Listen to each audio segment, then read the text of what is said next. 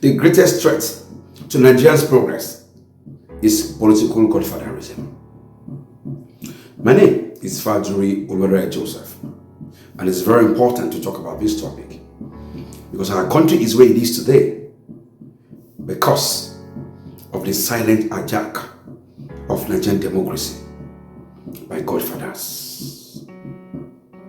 In a true democracy, power belongs to the people. But in our country, Nigeria, that power has been hijacked by a few powerful individuals, not elected by the people, but feared and obeyed more than even the constitution of our great nation itself. These individuals are known as political godfathers. They are not just political players. They are the architects of corruption, the enemies of progress, and the invisible hands destabilizing Nigeria's future.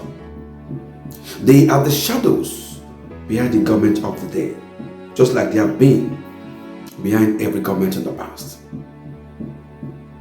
On the rise of godfatherism in our country, godfatherism found fertile ground in Nigeria when politics became a game for the wealthy, not the worthy. As campaign financing spiraled out of control, political parties began relying on wealthy individuals to fund primaries and elections. And with that funding came demands for control. Soon, elected leaders began serving godfathers instead of the people that put them into power. Governors, ministers, lawmakers, all too often act on instructions from behind the scenes. And that is why we are where we are today. I will give you a few real examples, live examples of when godfathers ruled from the shadows. In Rivers State, the fierce battle between former Governor Nyesom Wike and Governor Sim Fubara became a constitutional crisis. Wike's refusal to relinquish control led to impeachment threats, legislative chaos, and federal intervention. This is the havoc godfatherism breeds in a nation. In Lagos State, former Governor Akiwumi Ambode was denied a second term, not by the people, but allegedly by one man, Bola Ahmed Tinubu. His offense, daring to act independently. Today, Governor Babajide Sanwo-Olu governs under the same shadow, surviving only because he's in his final term. Let's go to Benue State. Former Governor George Akume, now a federal godfather, clashed with his successors. His grip over Benue's leadership has caused rifts and insecurity, distracting the state from real development.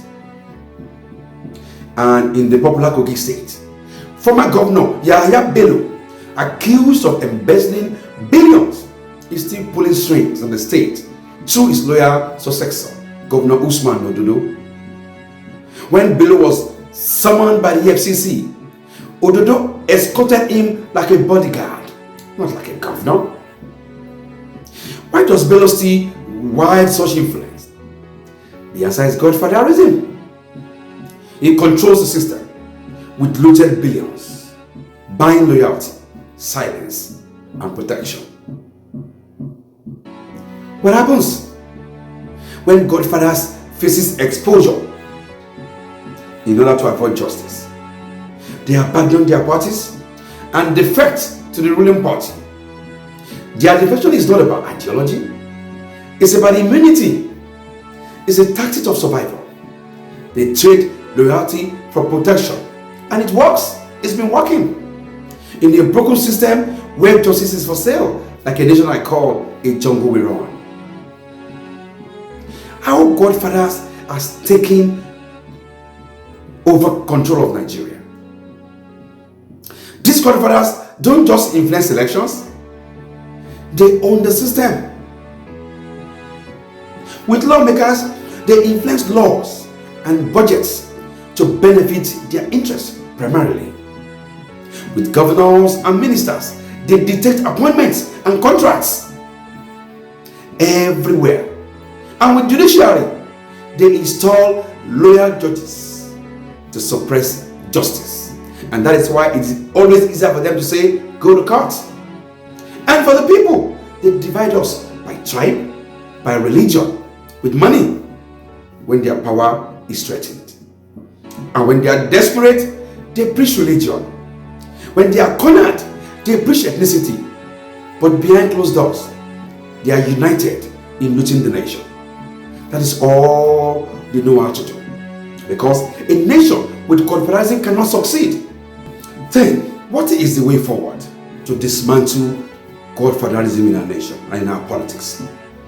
Listen, Nigerians, we cannot build a new Nigeria while old Godfathers still call the shots. To reclaim our country, we must come together as a people and do the following. 1. We must reform our political parties. We must end the dominance of money bags. We must uphold internal democracy.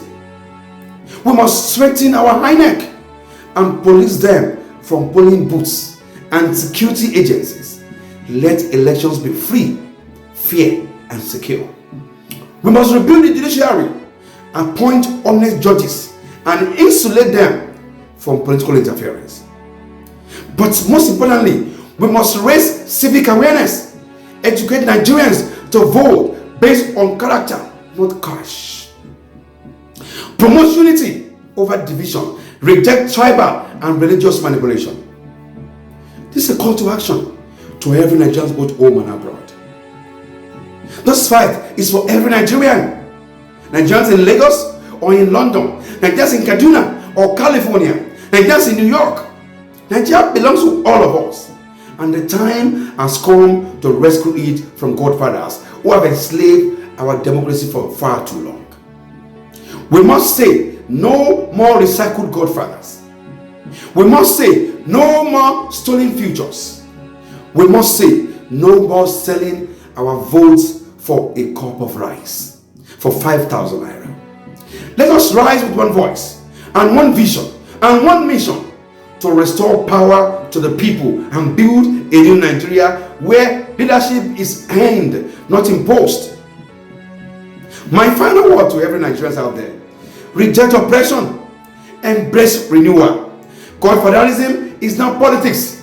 It is oppression in disguise. It is the reason Nigeria's taggers instead of sowers. The same Godfathers who ruined PDP are now controlling APC. Tomorrow, they may hijack Labour Party too. Unless we stop them.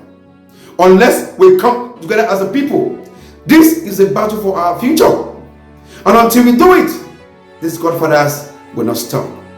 Let us rise as a nation. Let us resist. Let us rescue and renew Nigeria. And it begins with you. It begins with me. My name remains Faduri Olwadrai Joseph, leader of the rescue movement for New Nigeria. Someday, there will be a new Nigeria, void of Godfathers, void of dictators, and void of autocracy. God bless you, and God bless the Federal Republic of Nigeria. Thank you.